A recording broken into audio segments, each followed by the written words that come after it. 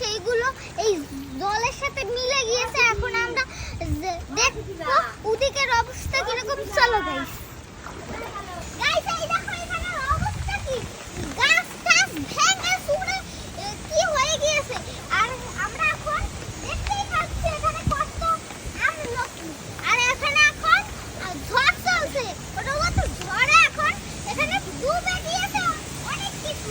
বরিশালে 3000টা মানুষ মারা গিয়েছে ঢেউয়ে, সবাই চলে গিয়েছে।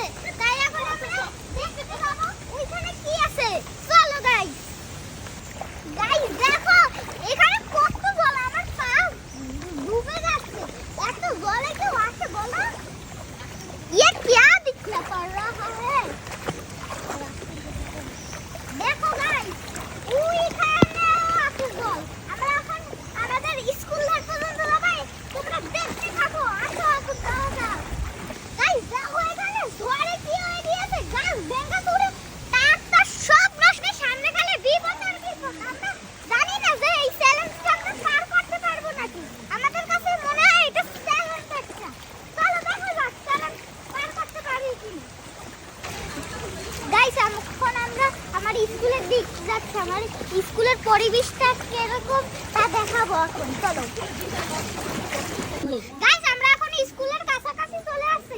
স্কুলের ভিউটা কেমন তা দেখতে হলে এটা হচ্ছে আমার সেতু দিদির স্কুল আর এটা হচ্ছে আমার স্কুল। এখন ওইখানে একটা বড় হ্যালো গাইস, এইখানে এখন মানুষজন আর গরু ছাগল আশ্রয় নিচ্ছে, কারণ তাদের ঝড়ের কারণে তাদের বাড়িঘর জলে তলিয়ে যাচ্ছে। তাই এখন আমরা দেখবো এখানের অবস্থা কিরকম। চলো বাবা।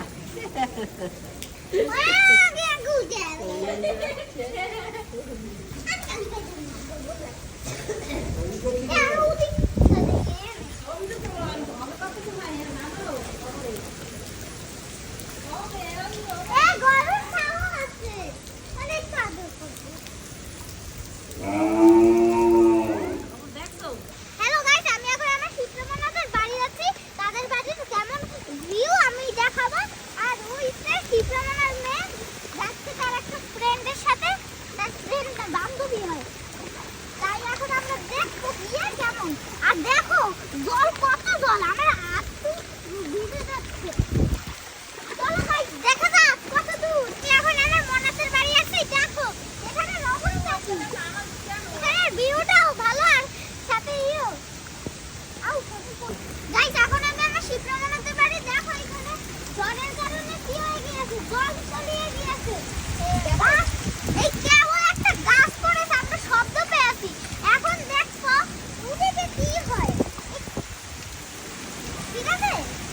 আর শোনো এই ঘরে কিন্তু এত বৃষ্টি হচ্ছে, তার কারণে এখানে সব জায়গায় জল আর জল। তোমরা সাবধানে বেরোবে, কারণ এখানে কুমিরের উৎপাত চলছে। তোমরা সাবধানে চলাফেরা করবে।